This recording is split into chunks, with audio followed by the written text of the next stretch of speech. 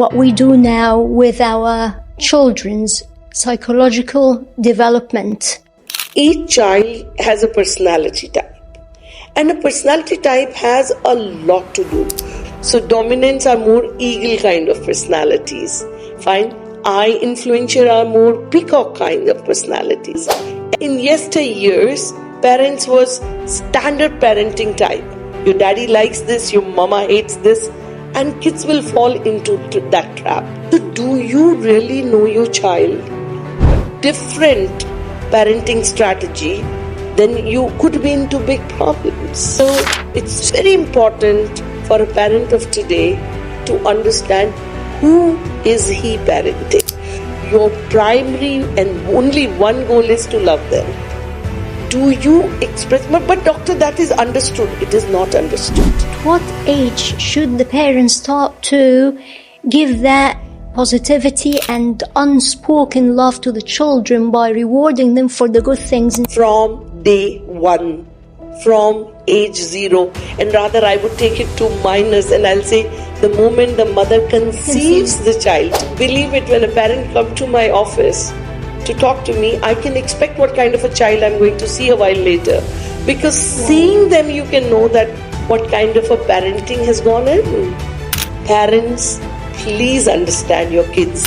If your husband sits on the table and you've cooked the food and you say, oh, what a rotten, I hate it, I don't like your cooking. Do you feel like cooking? Of course not. What message do you have to all the parents that keep their children and their babies busy with the tablet or the mobile? A lot of young mothers doing this. So I'm busy doing this work, take my mobile. As a parent, what signs do I look for in my child to know that my child might be influenced by those that are vaping?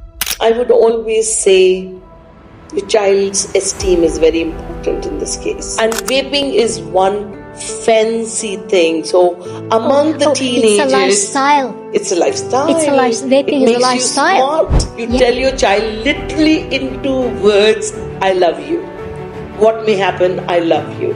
Child deserves to enjoy his or her childhood, and you're setting the bar too high for them at a very, very young age. Be careful, because your child has an imaginary friends. This is a sign of a social problem. I think your child has an issue up here. A lot of parents enjoy. So these kids who are too much into screen, then they have their idealized kind of a character friend, and they start talking in that tone. A child who does this is a loner. I have to say that I can sit here and have a talk with you about everything for the next 48 hours. I would love to do that. Because this is something so close to my heart, and I think I can see that. The more we teach our young parents, the better it is.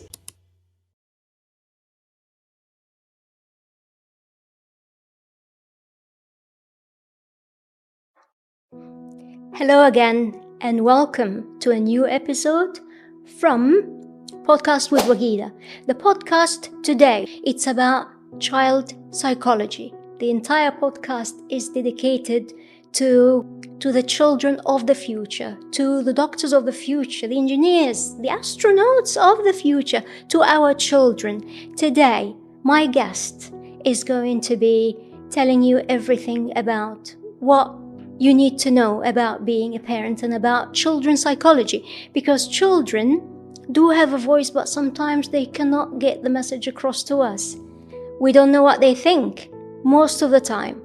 But my guest today has her own way of understanding what they're thinking of, or at least understanding of how to get to what they're thinking of. My guest today is Dr. Alka, and to give you a little bit about the guest before you continue watching with us, she has 30 years of experience specializing in children's psychology. And guess what? In 2023, she won the Best Social Worker Award from His Highness Sheikh Juma bin Maktoum bin Juma Al Maktoum. And she won Woman of the Year International Award from International Women's Association twice. One of them was in 2005 and the other one was very recently in 2016. Even way before that, in 1982 to be very, very specific, she received actually All Indian Best Cadet Award by the former Prime Minister Indira Gandhi, who was the former Prime Minister of India. And this is what Dr. Alka received from her. Let me stop here and let me start this episode so that I don't bore you any further. And before we start, I'd like to thank you very much for watching. Dr. Alka, I would like to start by welcoming you to this episode of Podcast with Wagida. And I really thank you very much for joining us today. It's indeed my pleasure. Thank you so much. Now, as every episode, we would like to start by having just a very short brief about Dr. Alka, about her journey to be where she is today as one of the most celebrated children psychologists. And I'd like to underline the term children. Reason being is they are there, but we don't know what they're thinking. They have a voice, but sometimes we don't hear it because it gets lost between the chaos that's happening in the world and adults talking as well. So why did you become someone who's specialized in dealing with such delicate minds that are not easy to understand even for their own parents? And where did you start your journey and how did it go for you? All right. So to start with, why did I choose to work on kids and why did I choose to be a child psychologist? Because I very strongly believe that early years are the foundation years and early years are formative years.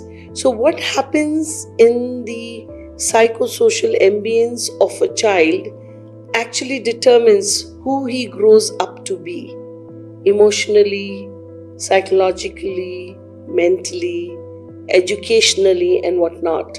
How strong are the relationships? How happy would that person be in life? So I think if the right kind of inputs are done in the early years, it actually lays the foundation for future. So it's the most important area to work on. And my journey with psychology, well, when I was a student, we did not have these aptitude tests.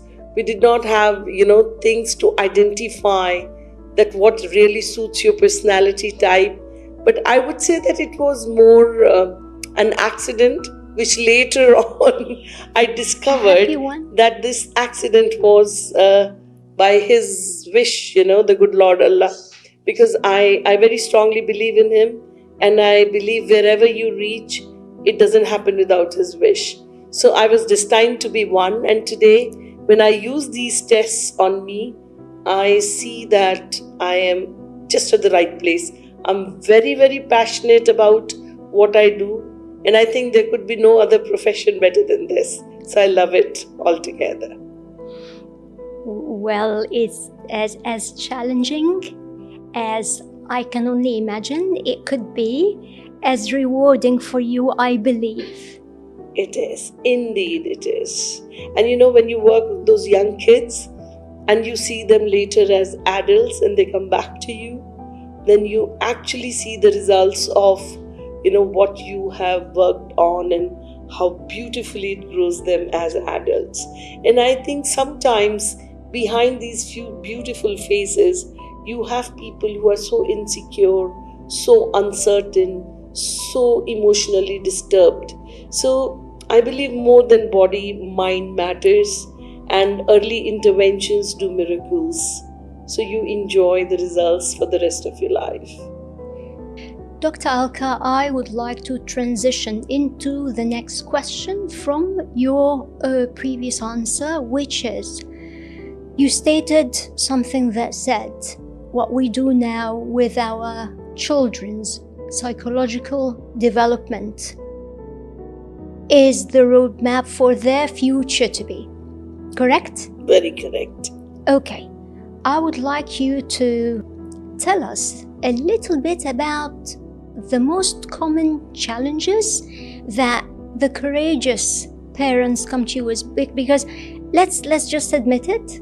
Let's admit it. Unfortunately, the term psychologist, when you put it, regardless whether it's for children or adult, it's even worse when it comes to children. The term implies that there is something wrong with the child, not that the child is like, I'm trying to understand him or her, or they need support that the parents are unable to provide for whatsoever reason. So some parents, they do take that step of coming to you, approaching you with challenges that they are aware, because of how educated and how civilized they are aware that this is hindering their children's progress and development into being the next astronauts. Okay, so the most common challenges that parents come to you with? It's a lovely question, because what kind of challenges do they come with? A lot of them would approach you for behavior issues. And today's child, a parent who was a child yesterday, believes that the children today are not so obedient, so so humane, so courteous, so caring. They're different. Now, each child is different. Era has changed. When a parent of today was a child yesterday, we did not have access to these smartphones. Today's child, right from the birth, has an access through this instrument to the whole world. So he has immense exposure. So the child is different, and so are the child rearing practices. So the challenges are, because of the kind of the exposure children get, they are different. They are more demanding, they are more expressive, they are more informed than a child of yesteryears. And over and above, I would say that each child has a personality type. And a personality type has a lot to do.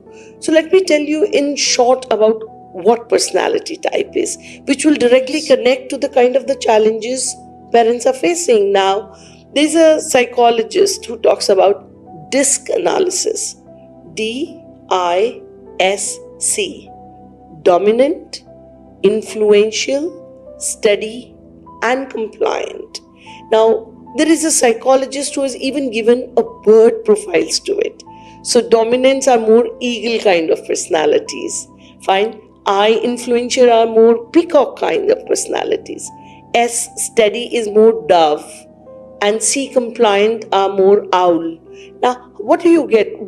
How is eagle different from other birds? So this is a child who's very bold, very enthusiastic, self-motivated, achiever.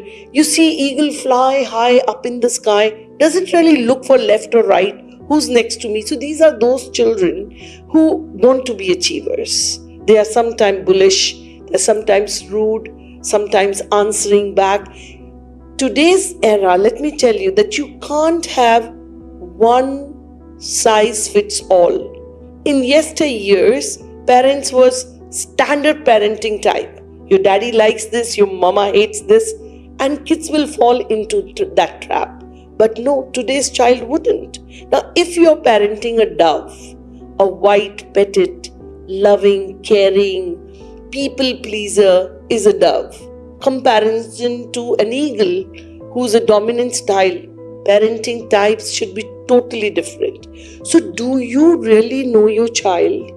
And if you use a wrong parenting strategies, or I should correct myself, a different parenting strategy, then you could be into big problems. So it's very important for a parent of today to understand who is he parenting. So a lot of challenges the parents are facing is, my only question to parent is, what is your job?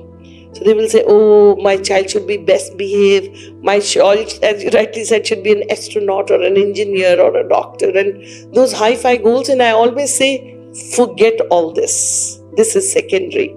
Your primary and only one goal is to love them. Do you express? But doctor, that is understood. It is not understood. Please. A lot of parents believe that if I don't love my child, then what am I doing? But how often do you say that to your children, that you love them? You fail to say that. And a lot of children will walk up to my cabin saying that, my parents, they don't love me. They don't understand me. Because most of the time, what you communicate to your child is what is not there. You don't talk about what's there.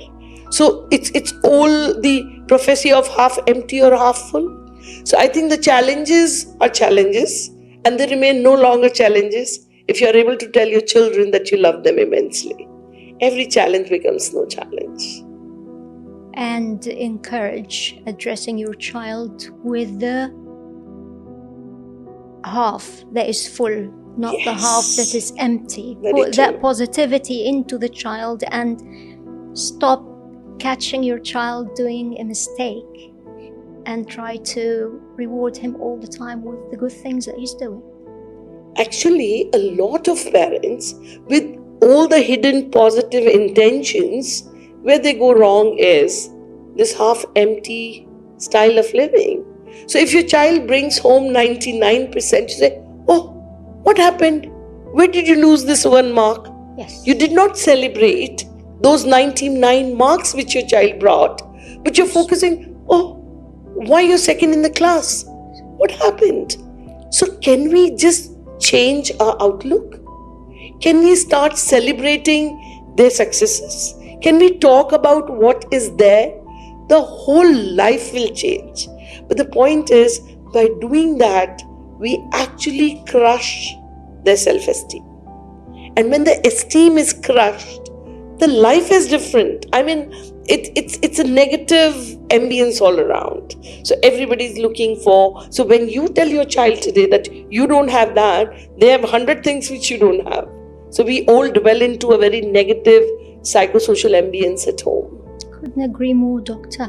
Doctor, at what age the parents are meant to be determining the type of a child that they have, and at what age should the parents start to give that positivity and unspoken love to the children by rewarding them for the good things instead of focusing on the empty half?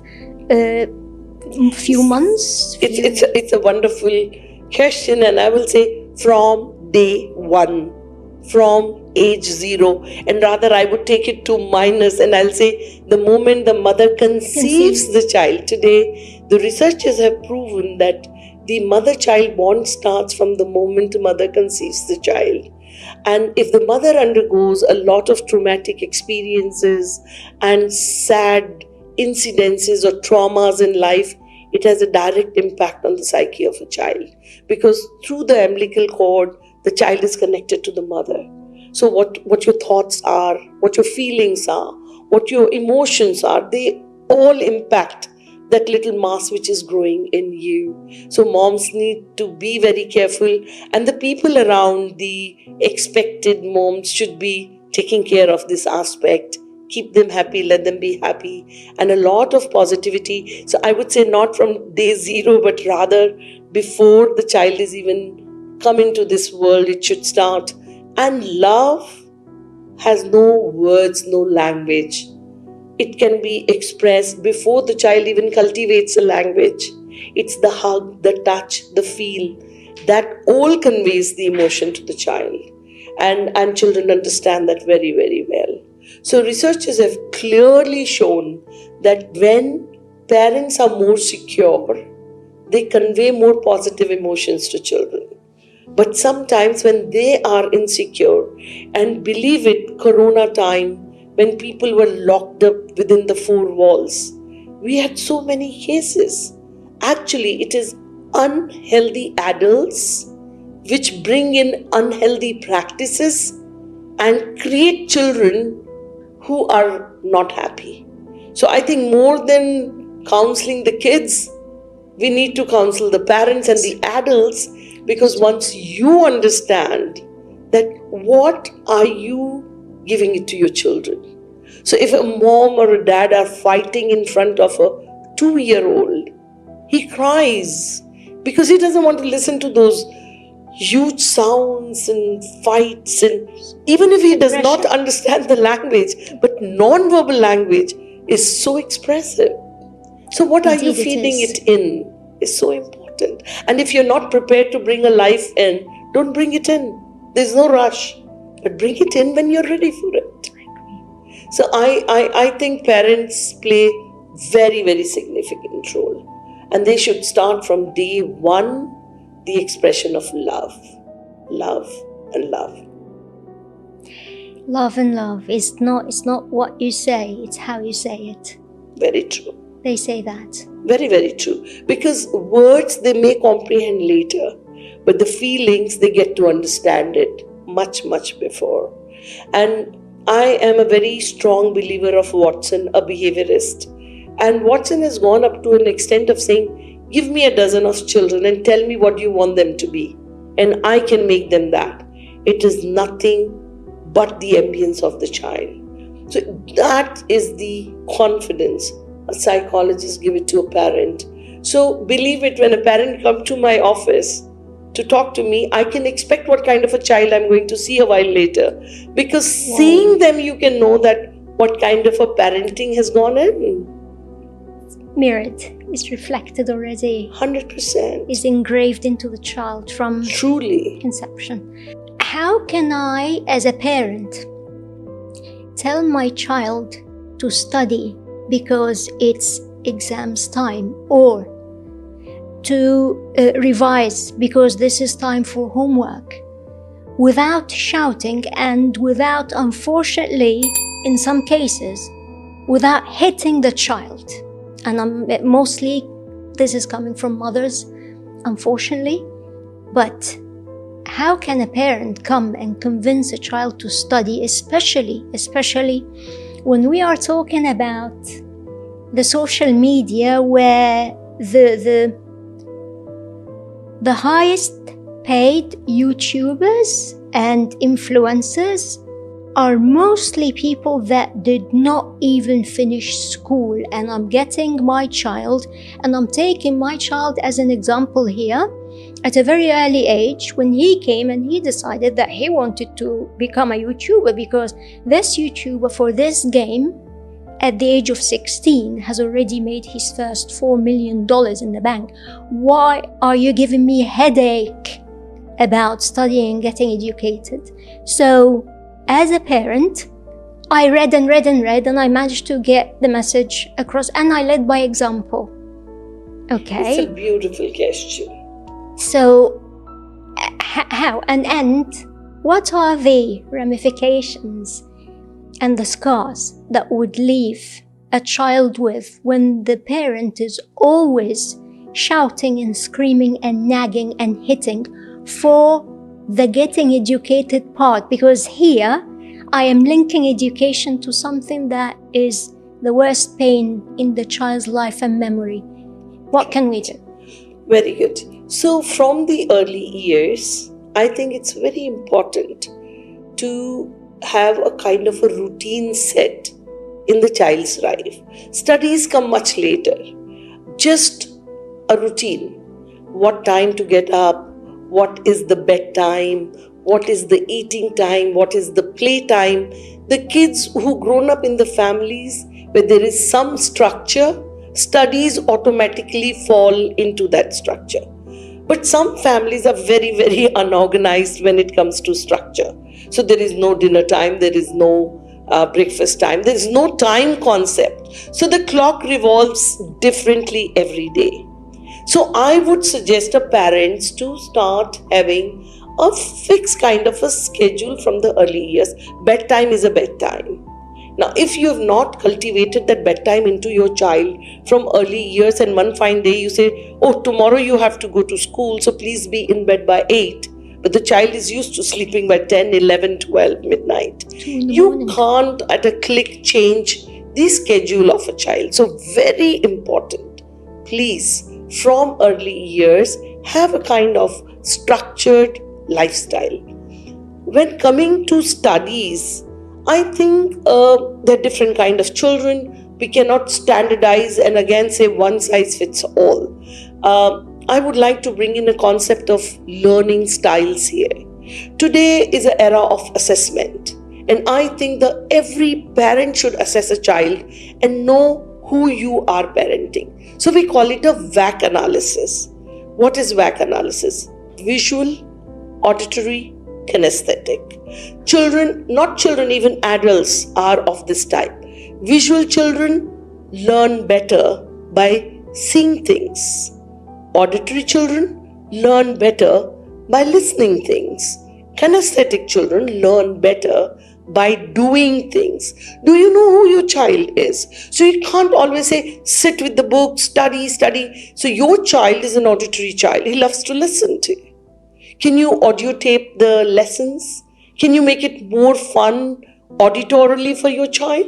So he enjoys learning. He has no hang-ups by learning, but what he has a process difficulty. So he doesn't want to sit down and write because he's not a visual person. He doesn't like to do that. So do you understand your child better? Do you try to make education fun? Today's child is very creative. It's not the child of yesteryears where he will sit down with black and white printout books for hours together. Certainly not. So if you have a kinesthetic child, and so you're teaching your child maths, parameter, take a tape, make big red triangle and a blue triangle and teach him tapping, going with the feet and count what is the parameter of this figure or what is the parameter of this figure. Make education fun. Learning is fun. And this is what I go around schools teaching the teachers, that you cannot be determined by your dominant style. So teacher has a style. So teacher is a visual teacher. When I was a young girl, I always wondered, one teacher, one child will say, oh, I love her, she's so sweet, she's so nice. And the same student in the same class, oh, I hate her, I can't stand her. And I always wondered, why does it happen? But now as a psychologist, I understand why it so happens. So a teacher is an auditory teacher. All the auditory learners in the class would love her because she talks. And it satisfies and satiates that need of the child. Whereas all the visual or the kinesthetic learners would not enjoy her sessions. So who you are, let me give you an example about the adults. You and your spouse, married for 25 years, living together. Husband is auditory, wife is visual. 25th wedding anniversary, both of them are sitting together, having coffee, and the husband say, you mean so much to me, kids are doing so well, I'm so thankful to you. And he's praising in words. And what the wife is thinking is, oh my God, he's been fooling me for 25 years. One diamond set would have done the deal because she's visual. She wants to see something. So you understand, who you are geared towards. The same are our children.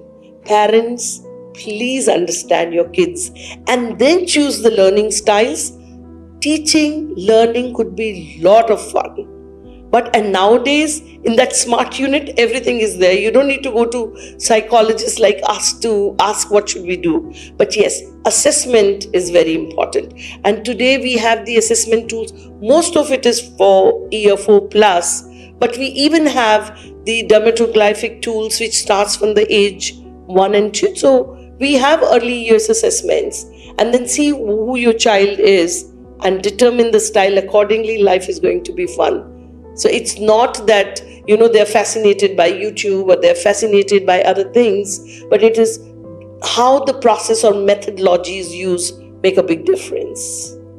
And how can I put some enthusiasm into my child about the importance of education without shouting again?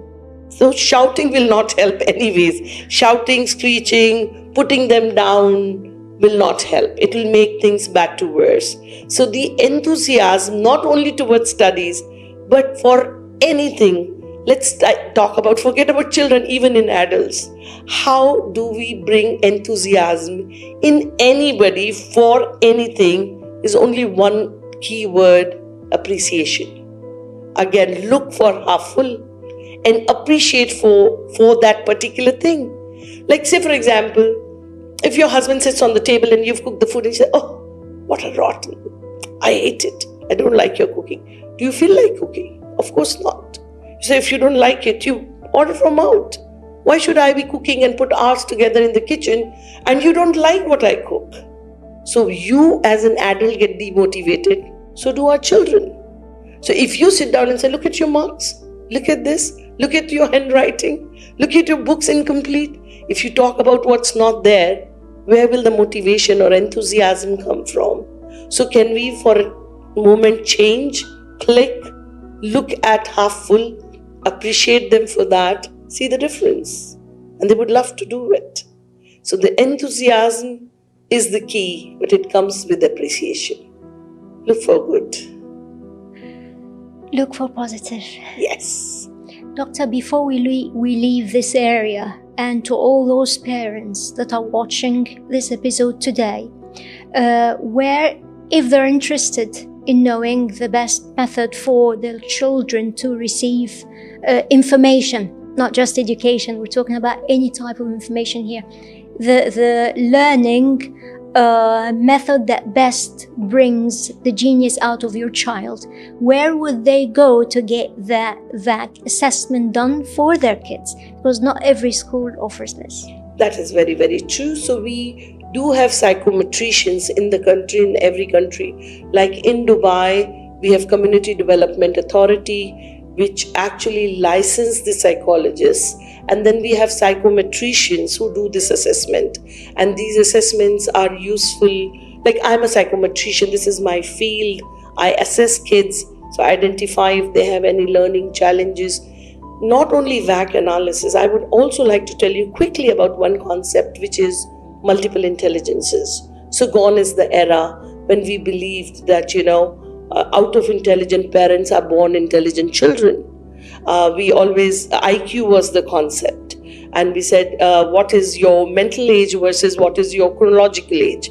So if chronologically, say you're born for 10 years, so you're 10 years old. But how is your mental age? Is your mental age 12, then you're a genius. But if your mental age is 8, you aren't that good, isn't it? Yes. Now, today, we believe in something different.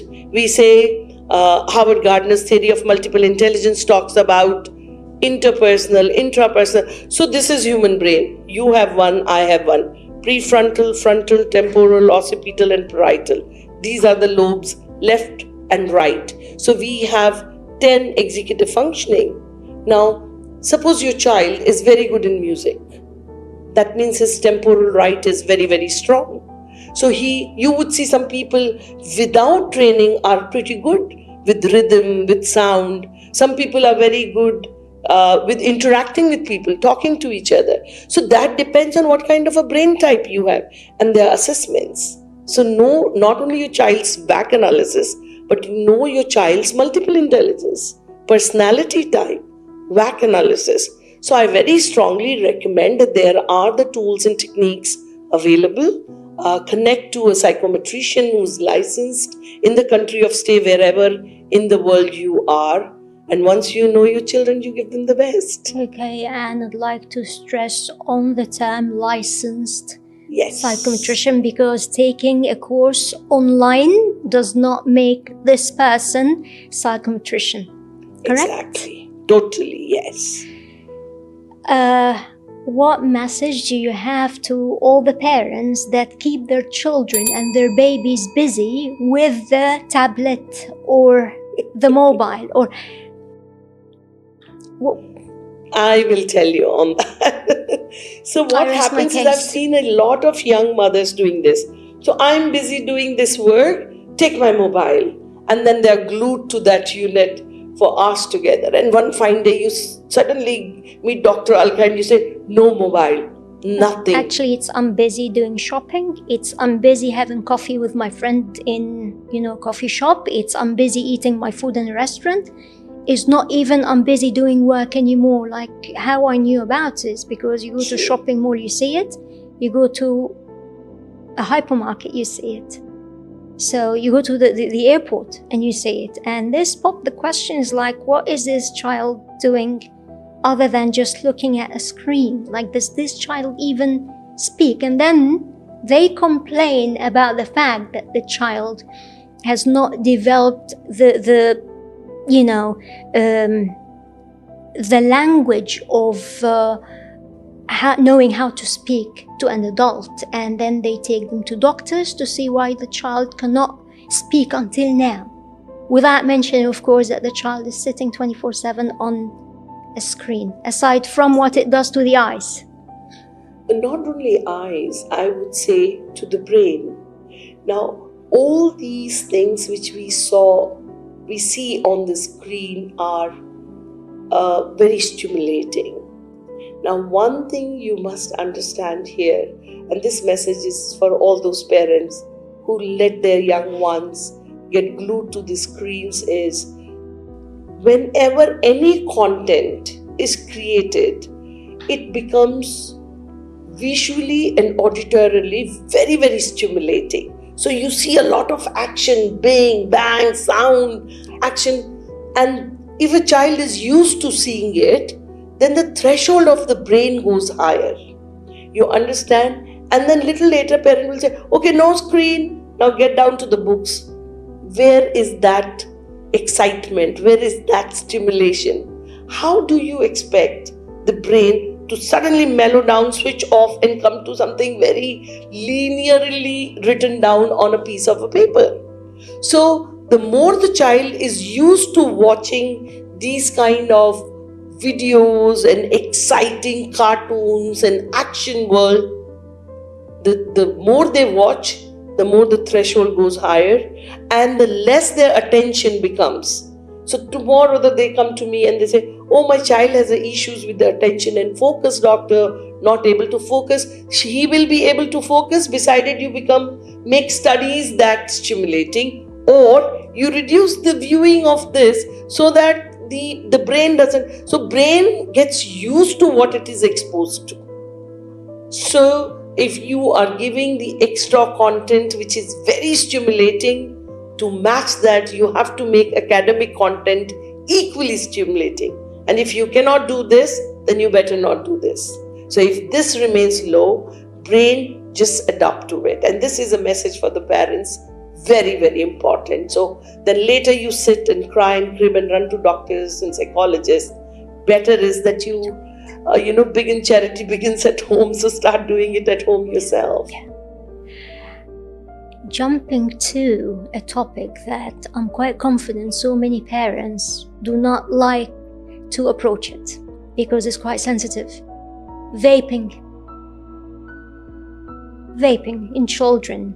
The reason I brought it up is because I noticed that it happens in schools. And as a parent, what signs do I look for in my child to know that my child might be vaping or might be influenced by those that are vaping? Very, very good question again. And I would always say the child's esteem is very important in this case. Now, children with low self-esteem often try to experiment things in life where they can project themselves to be high esteemed children. And vaping is one fancy thing. So among the teenagers, it's a lifestyle. It's a lifestyle. Vaping is a lifestyle. You smart. Yeah. So I always say that parents, two things are very important for you. And the first of it is to build the esteem in your child. And esteem can be built irrespective of their academic excellence or performance, because you would see these kids with best of the performance and yet very low esteem. So where does self-esteem build? The self-esteem builds with love, love, and love, where we started. So I think if you express your child that you love your child very often, it helps in building the self-esteem of the child. And how do you do that? Just put it in words.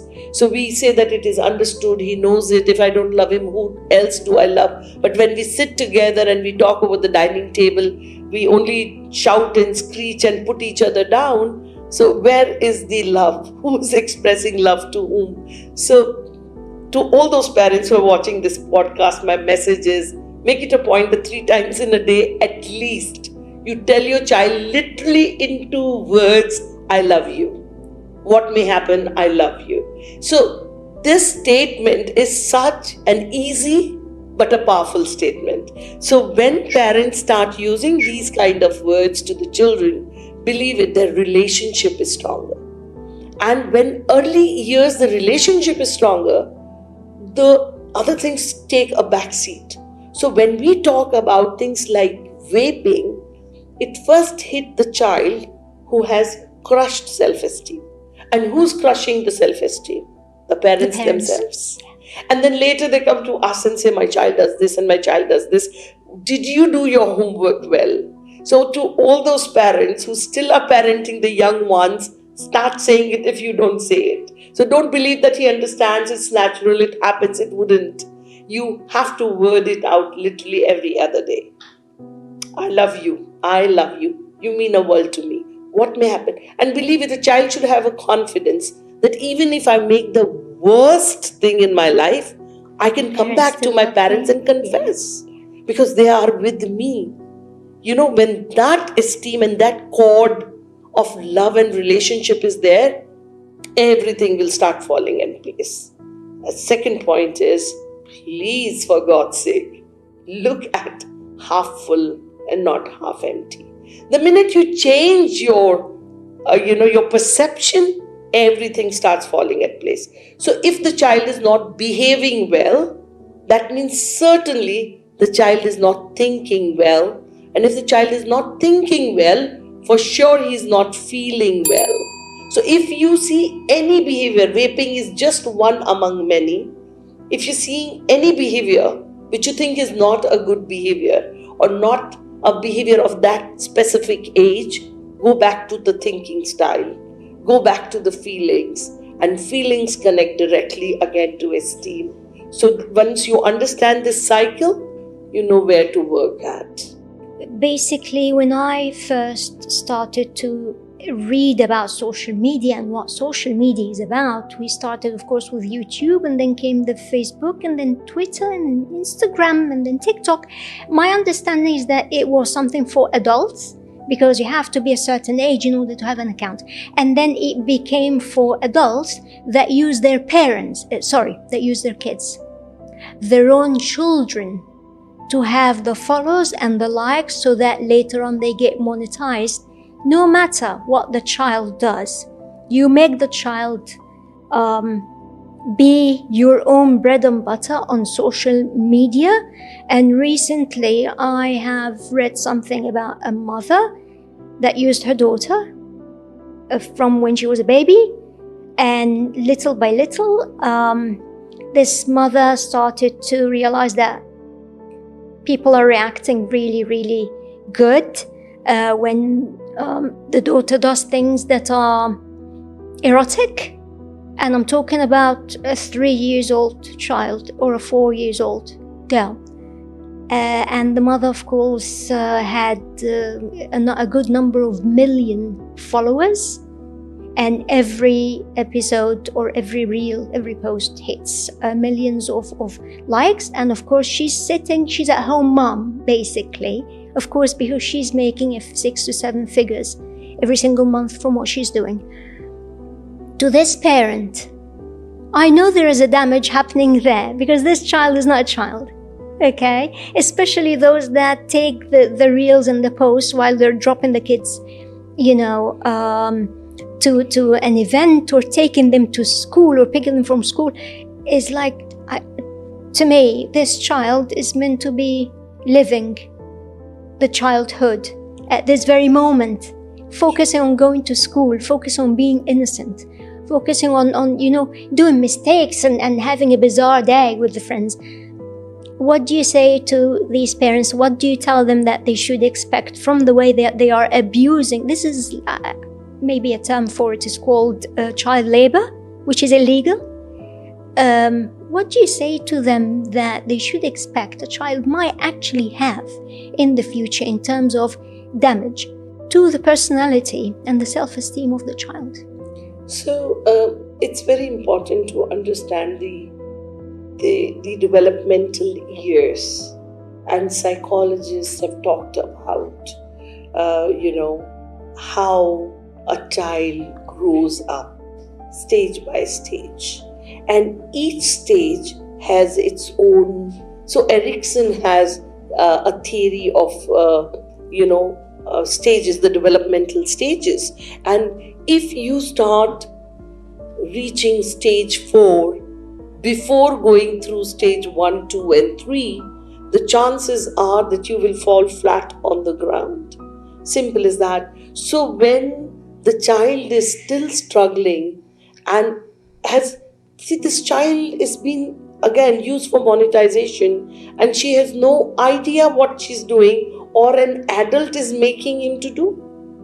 So this is like smuggling. You are using your child for a wrong thing without realizing that you're maturing the time much before the age the child has achieved, and you are killing the child's childhood.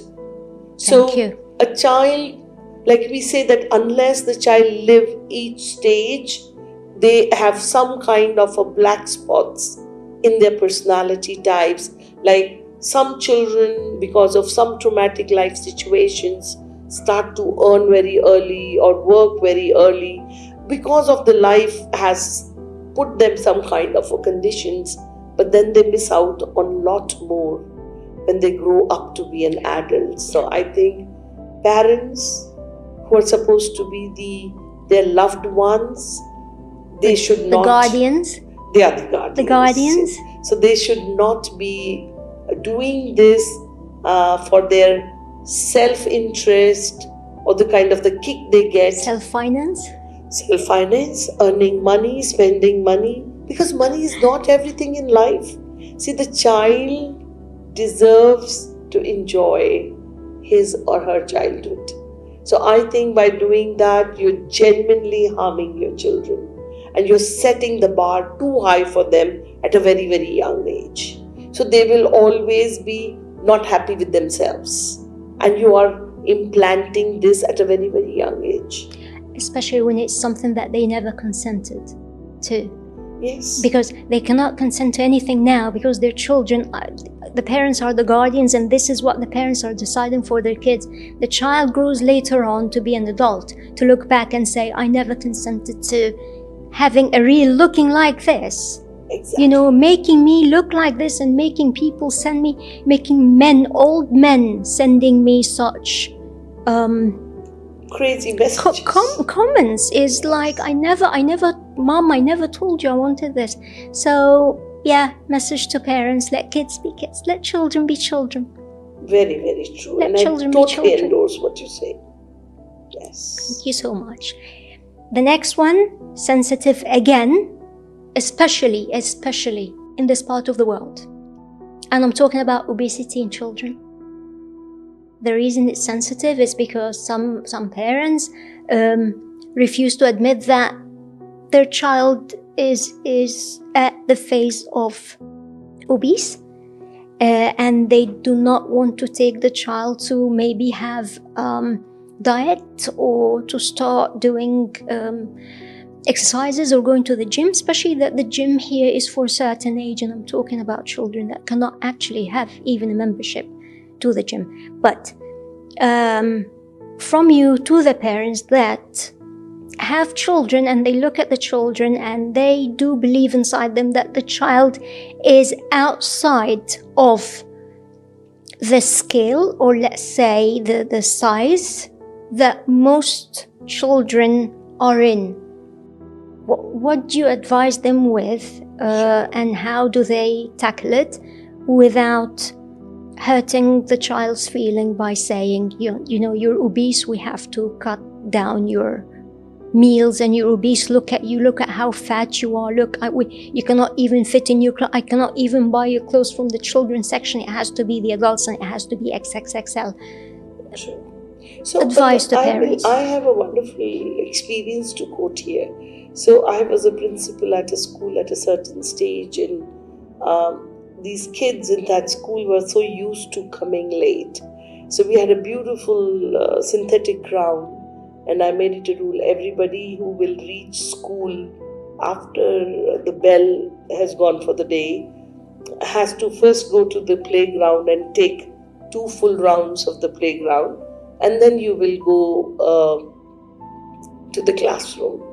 So I had this child, and early morning he was holding a Red Bull in his hand, and I'm wondering, at 7:40 in the morning, a child with a Red Bull, and this is a child of grade 4, extremely obese. And but what happens in a lot of families, the parents are still sleeping and children are prepared by the house help, and they are sent to school, and they eat and bring anything they want to eat. There is no control. So even their tiffin boxes will have chips and very, very unhealthy snacks, but there is no cautious adult supervising. So the house help will give them anything what they want. So I told that boy, I said, okay, come, let's go, and we will go for 2 rounds of the ground. So he said, I will not. And then he immediately pulled out the mobile. I'm talking about grade 4 child, and he called the father. So father had just dropped and gone. So the dad came in and said, my child will not go for a thing. So I said, what's the problem? No, he will not. Why should he? No, I said, see, as a rule, we thought that it is healthy for children. It's early morning, it's pleasant. So he said, no, but I am responsible for bringing him late. So I said, okay, if you're responsible, let all of us go for this. His father was also pretty obese. And I said, good for all of us. But then he was in a defense zone, and he said, no, my child will not do it, and this is not good. So I think acceptance is very important for the parental end, because if you're not ready to accept, where will you bring the change? And I have seen a lot of parents living into a denial mode. So till the time you are into, oh, this is a baby fat, oh, this is all right, when they grow, they will be all right by themselves. Nothing happens by itself. So I think it's very important to take an action and get the results in the desired direction. And there is no need to put the child down. But I believe that this comes in the family. So if it is an obese family, it's an obese family, and there is no awareness. So the adults, the role models, the mom, the dad have no time to eat. They have no specific style of living, and they just approve of it. So awareness is very important, and I think the role of a school is very significant, and they can really have some fun activities and fun ways to help these children and these families. So I think school plays a very, very significant role here, because if the parent is not a cautious parent, then the beginning of the journey becomes very, very challenging. And I think there's nothing wrong to approach the professionals. Today we have such lovely professionals, and it's not only going to the gym. There are such lovely, interesting ways the children, because these children also have a tendency to not participate in physical education period. They don't want to go because they find it very, very difficult to do it. So I think it is a role of a school to do it, along with the families, invite the families, talk to them, bring awareness in them that how important it is to be physically fit.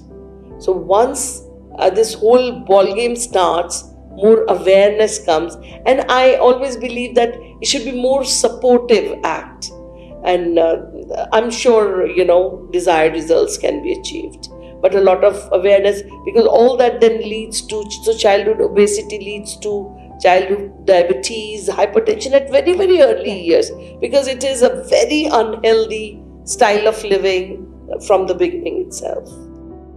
So support is a key. Support your child, Yes. obese or not obese, just support your child no matter what it is. The full half of the cup, not the empty half. Correct? Exactly. I totally agree to what you say. We need to.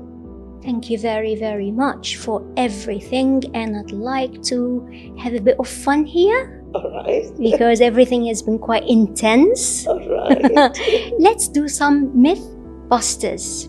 Okay. Over the years, we have notions about certain things, and it gets, cascaded from the grandparents to the parents to the children, and without reading, without referring to, proper source of information, we just believe it and we act upon it. So Exactly. I'm gonna read the myth, and you will say true or false. Okay. Okay? If it's true, it's true, but if it's false, you will need to correct it for people like myself. Okay, let's start. Intelligence is solely inherited and doesn't change. True Totally or wrong. false? I don't agree to it at all. It is nothing to do with. So, this is lovely when you talked about it. I would like to inform parents that intelligence, there are intelligence tests, and actually, we can gauge the intelligence of a child. And there are 4 basic components. So, WISC analysis, as I am a psychometrician, so I would like to talk about it a bit. So WISC is a Wechsler's intelligence scale for children, and 4 basic components. So verbal comprehension index, processing speed index, perceptual reasoning index, and working memory index. All this put together talks about the intelligence of a child. This does not travel to your child hereditarily, so don't be mistaken. And if you believe that it cannot be changed, you're wrong. It can be changed. One can work on it. And actually, it is very strongly suggested that if the assessment for the child is done, you would be amazed that with the right kind of intervention in the early years, amazing results can be achieved. So it's false. A child can still be intelligent regardless of It where the is not child is coming something from. static which you're born with. No. More screen time improves tech skills. No, of course not. It is totally false. It has nothing to do with tech. So a lot of parents again are mistaken that watching a screen is being, technologically savvy child has nothing to do. Certainly not. And very important is what are they watching the screen. See, if you look at the positive part of screen, nowadays we are staying away from families, grandparents. Why not use it, parents, to make them emotionally strong and make sure that you pull out time and see that they connect to their grandparents through this screen, whichever part of the world the grandparents are living in. So that again builds their esteem and it makes them more confident instead of being glued to those crazy, cartoon Devices. Characters where they start imitating them and getting into a mesmerized games. world of Yeah. something which is, it makes them so lonely and inwardly drawn. So I think even if you're using a screen, it would not make them technologically savvy at all. It has nothing to do, so it's false. Next one. Children who read early are smarter. See, now this is very, very important. Read early. I very strongly advocate reading early. The reason being, parents should start reading stories for children early. Forget about children to start reading. Reading will come slowly. But do you make it a bedtime story time? Researchers have proven the parents who read stories to their children early years make them emotionally strong. So when they are emotional, so today is the era of not IQ but EQ. So whether your EQ is high, so if your EQ is high, certainly you're smarter because your relationships are better. So if parents starts to read, even if your child doesn't know how to read, but you read it, so you're cultivating a habit into your child to pick up a book very soon. So I think parents must do that. So a child that can read early before an average child can read, is this a smarter child because he had smarter parents that read early for him? So now this is how exactly do you define smart? But I would say that this is one of the positive trait, and parents should try cultivating these habits. But that is how they are smart in reading, at least, because it becomes a part and parcel of their lifestyle of growing up. So, and it also, being a psychologist, I always focus at, again, the relationship bonding. So parent-child bonding becomes much stronger. Super. Next one. Interesting. Strict discipline keeps children in line. Strict. What is strict for you now? So I must tell parents, please. Now, traditionally, we talked about parenting styles. So we say disciplined parenting style, permissive parenting style, and we call it authoritative parenting style. So autocratic and authoritative is something which I would like to talk about here. So there are some parents who are very strict. Do this, don't do this, right, wrong, accepted, bad, good, please. Where's the missing 1%? Why is it 99% Exactly. and not 100%? Yeah. So if you are very strict, actually you're killing the thinking power, because you are doing the decision for them.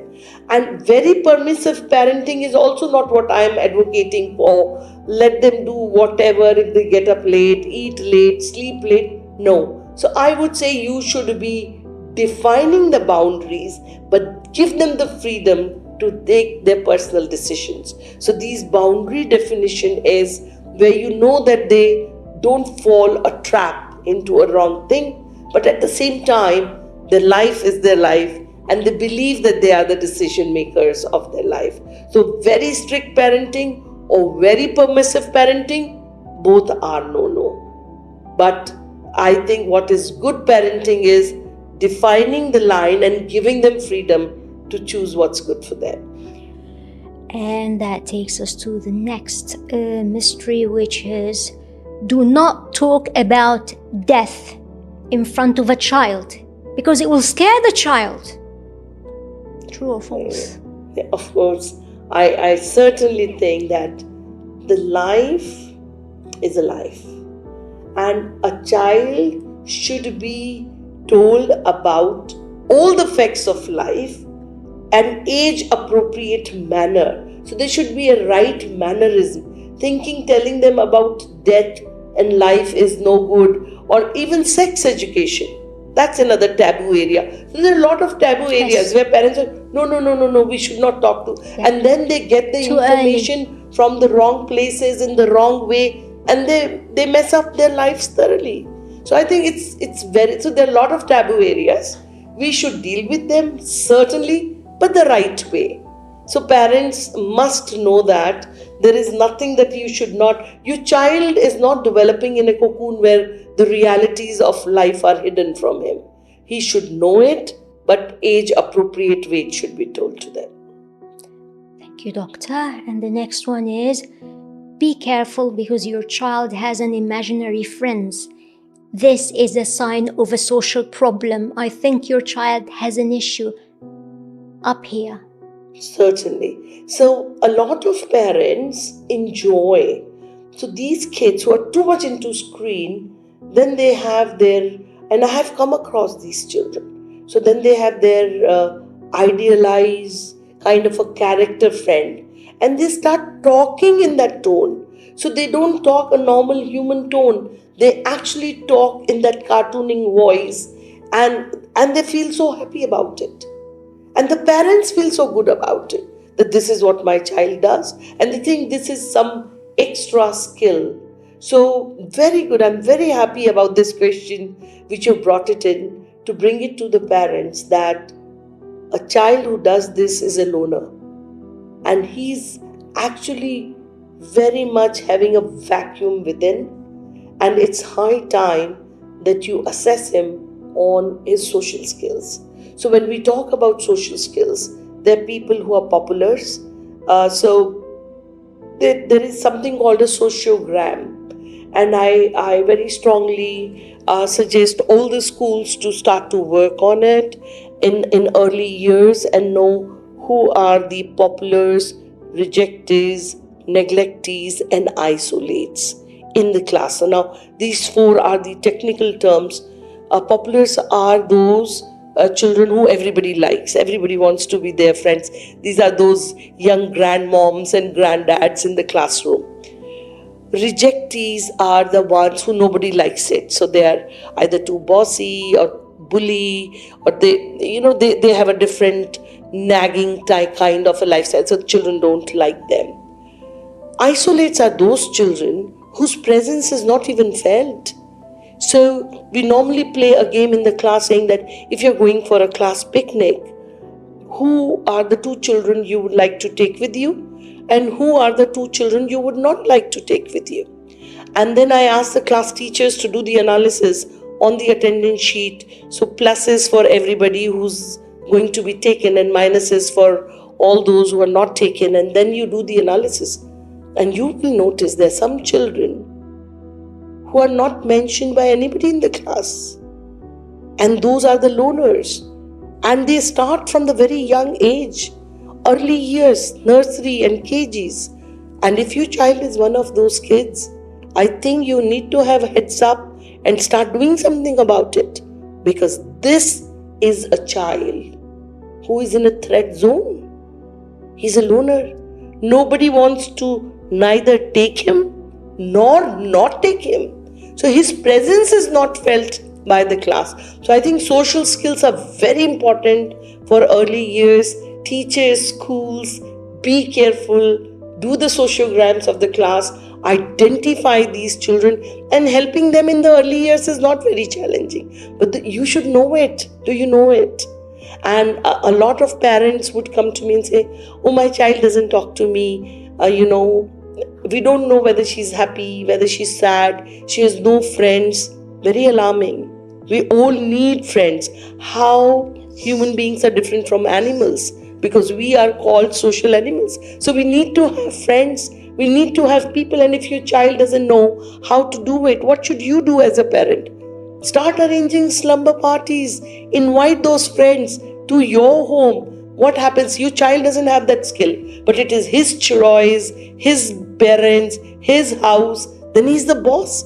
Cultivate that, parents. So be involved in the process of raising your children. Yes. And it requires a lot of efforts. Yeah.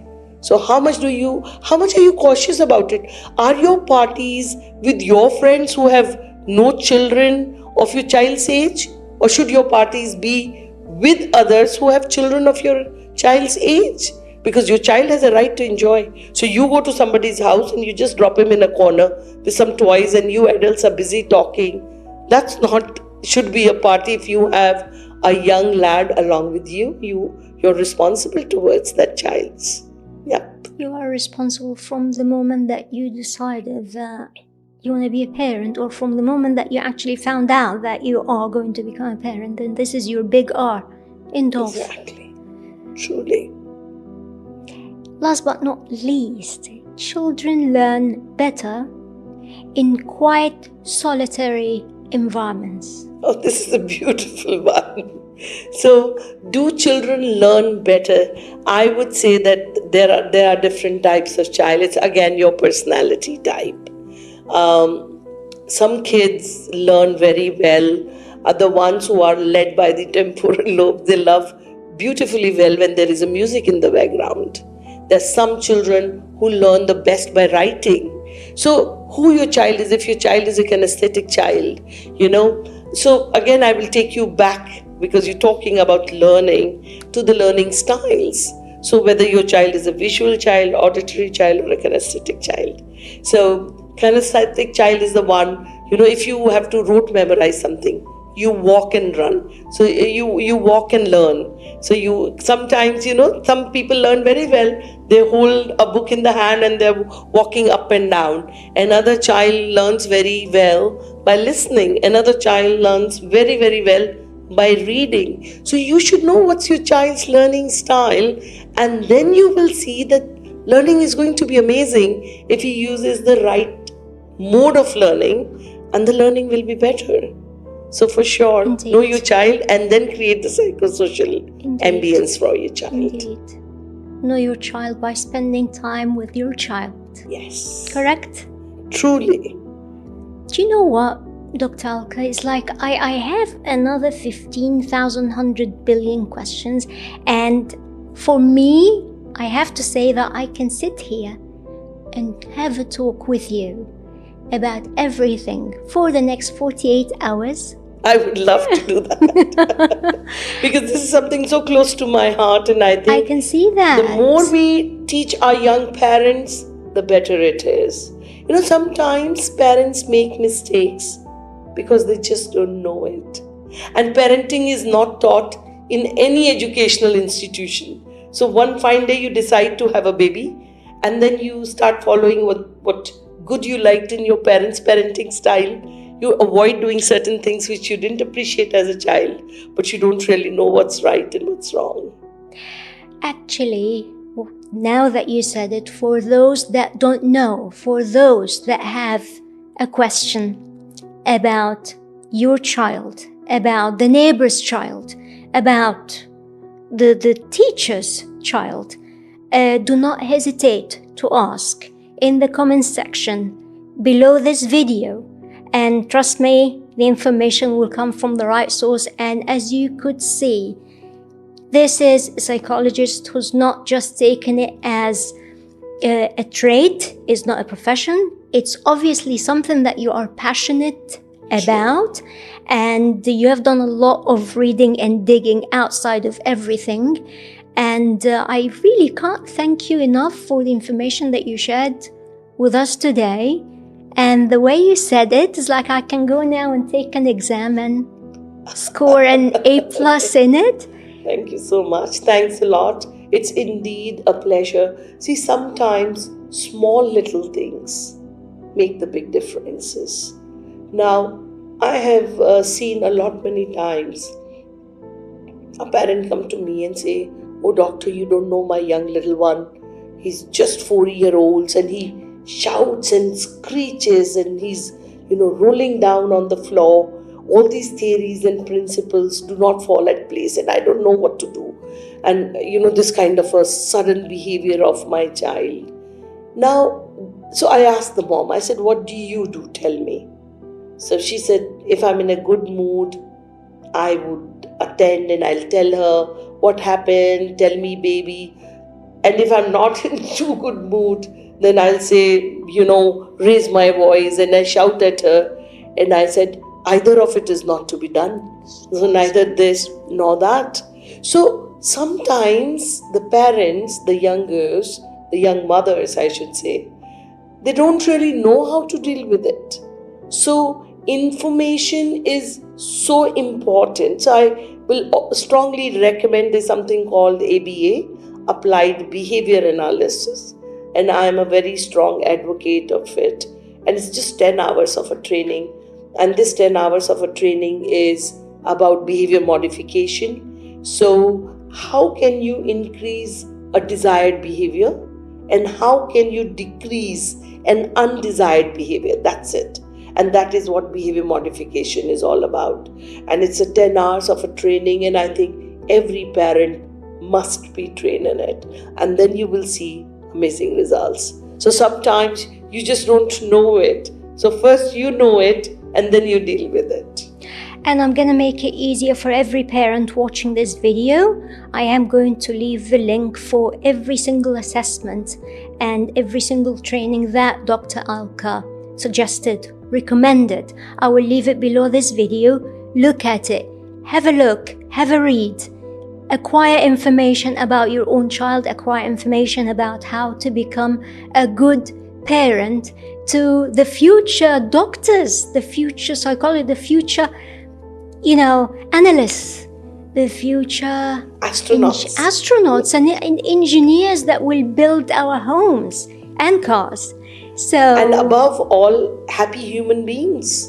Because when they are happy, whatever they're doing they will do to the best.